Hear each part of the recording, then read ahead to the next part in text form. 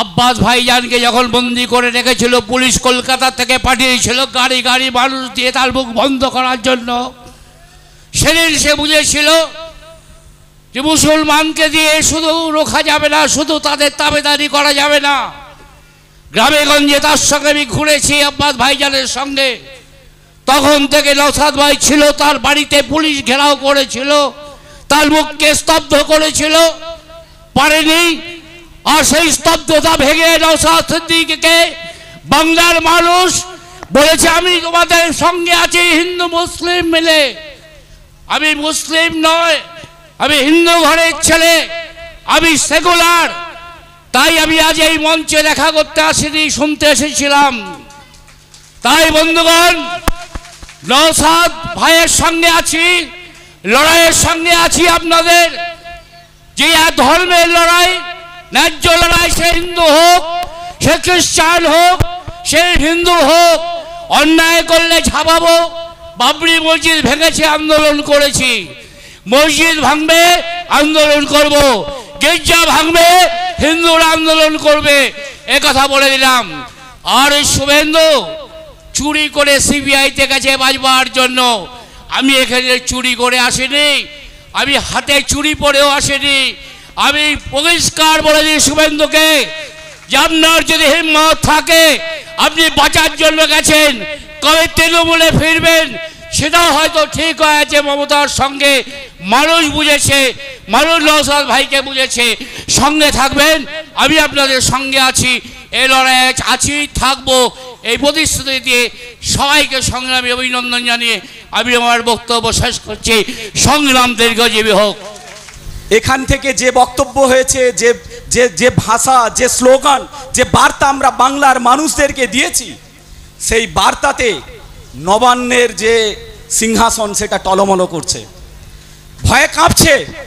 সেই জন্য তারা বারবার কথা বলছে যে এখান থেকে নাকি বেশি তৃণমূলের বিরুদ্ধেই কথা হচ্ছে।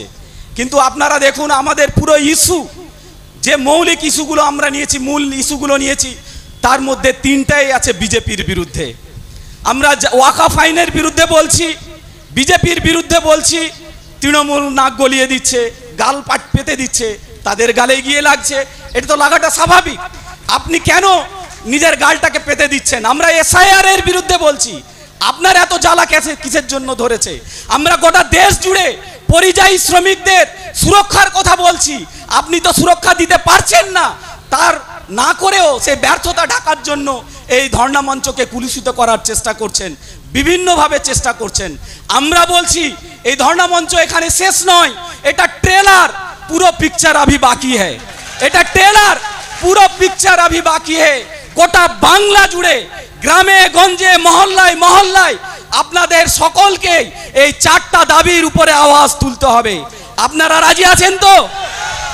আমাদেরকে আওয়াজ ততক্ষণ তুলে যেতে হবে যতক্ষণ না ওয়াকাফ আইন প্রত্যাহার হচ্ছে। এরা বলছে যে আইন তো পাস হয়ে গিয়েছে, তারপরেও কেন ওয়াকাফের বিরুদ্ধে কথা, আইনের বিরুদ্ধে কথা? আমরা বলে যেতে চাই, কৃষকদের জন্য কৃষি আইন পাস হয়ে গিয়েছিল।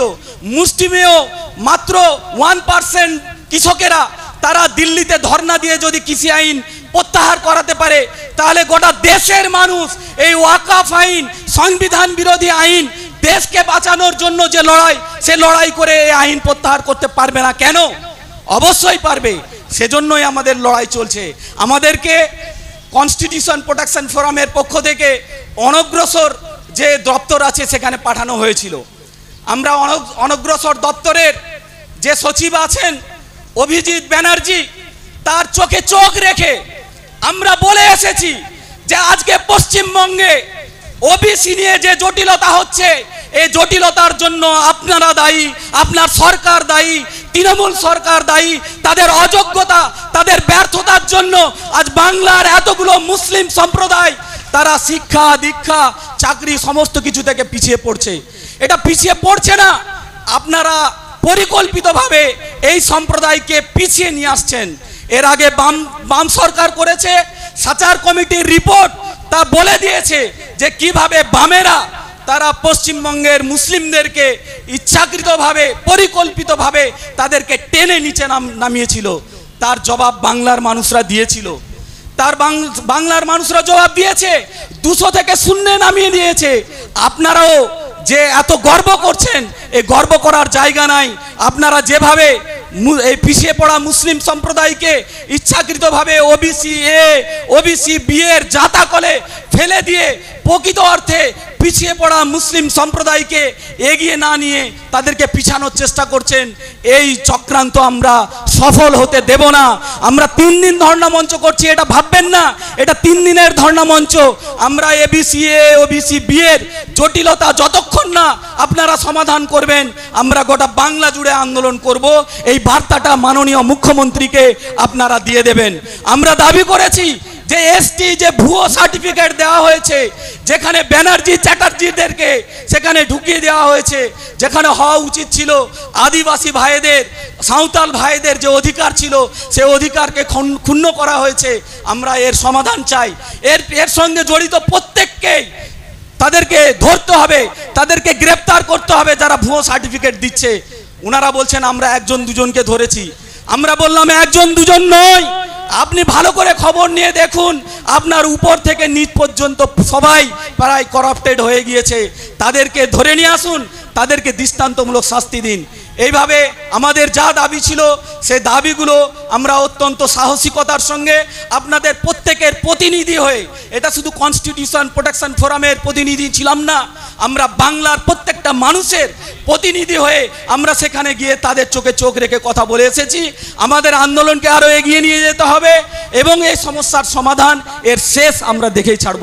ধন্যবাদ। অসংখ্য ধন্যবাদ সারোয়ার সাহেবকে। এবার সভার প্রায় শেষের দিকে